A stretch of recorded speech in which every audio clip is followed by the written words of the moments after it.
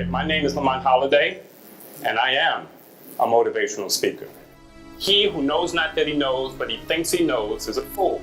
Leave him alone. But he who knows not that he knows, because he just doesn't know, is a child. Teach him.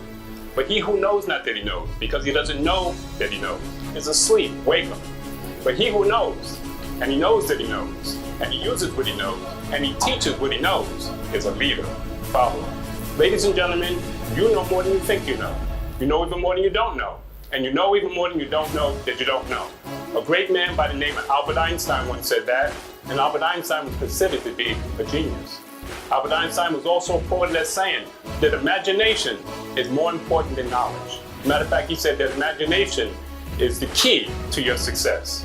Another great man by the name of Dr. Martin Luther King once said that longevity has its benefits. Matter of fact, if you stick it out, if you hang in there, you can win. Think and grow rich. Think big, believe and achieve. Know that you can, even though others say that you can't. And always remember this, nothing happens unless something moves, knowledge, and action equals success. Now I want everyone to remember three things this evening. Number one, that failure is the route to success. Number two, that success is failure turned inside out.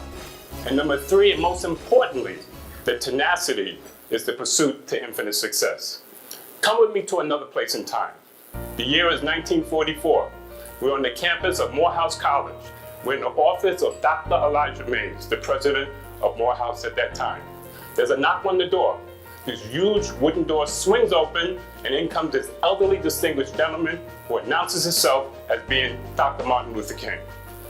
Not junior, but senior, Daddy King. He has a young boy with him. He calls him Marty. He's 15 years old.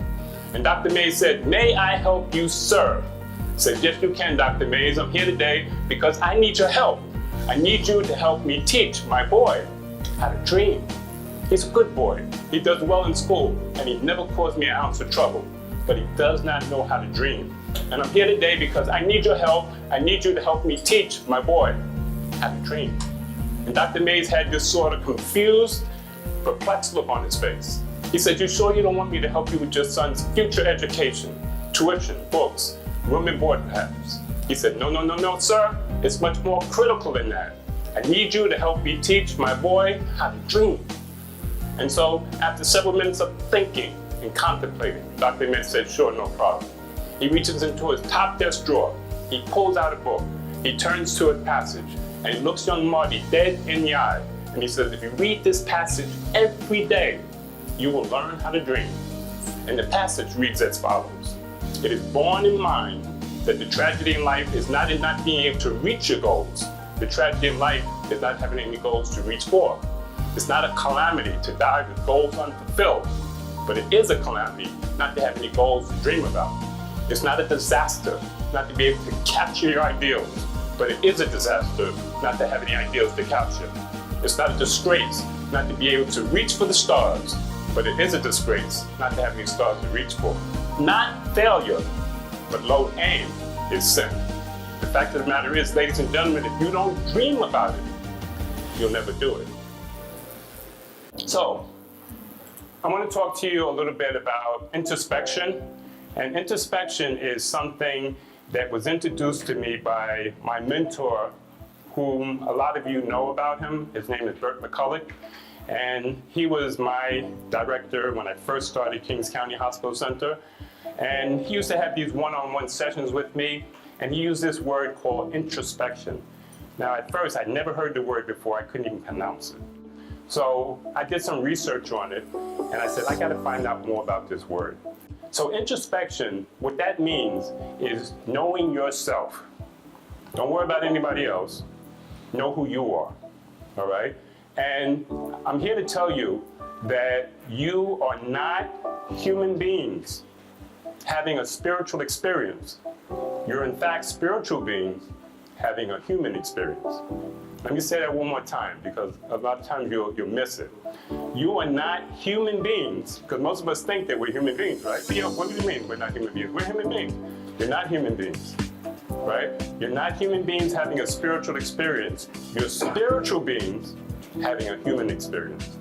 So the spirit is something that was here way before we got here. And the spirit will be here way after we're gone. The spirit is never born, and the spirit never dies. Okay?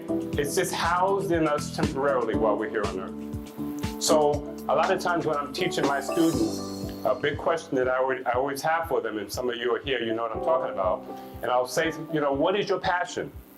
And some students know exactly what their passion is. And some students, I don't know what my passion is. I'm trying to figure out what my passion is, all right? That passion is that little voice inside of you that's calling out, right? That's saying that you want to be whatever you want to be, all right? And sometimes what we do is we push it to the side and we ignore it. This is my passion. This is what I love to do. I learned early on that whenever you had a teacher, a speaker, and I'm out in the audience, and he can captivate you and capture your attention, that really amazed me. It did something to me. Early on, I said, I want to be like that one of these days. Guess what? I'm like that one of these days, right? Introspection is something about knowing who you are, right? A singer has to know who they are before they can get up in front of an audience and sing. A dancer has to know who they are before they can get up and dance in front of an audience. A speaker has to know who they are before they can confront an audience. A manager, a director, a leader, right, has to introspect so that they can understand who they are before they could have influence over other people. Understand what I'm saying? So what I'm asking each one of you to do is really get to know yourself. And don't compare yourself to anybody else. I may not be able to be another Barack Obama. I can't be like Bill Clinton. I can't be like Bill Cosby. I can't be like Michael Jackson. I can be the best Lamont Holliday that I can possibly be. All right? And I'm asking each and every one of you to do exactly that. And if you do that, you'll be okay. You'll be good. All right? So that's what introspection is all about.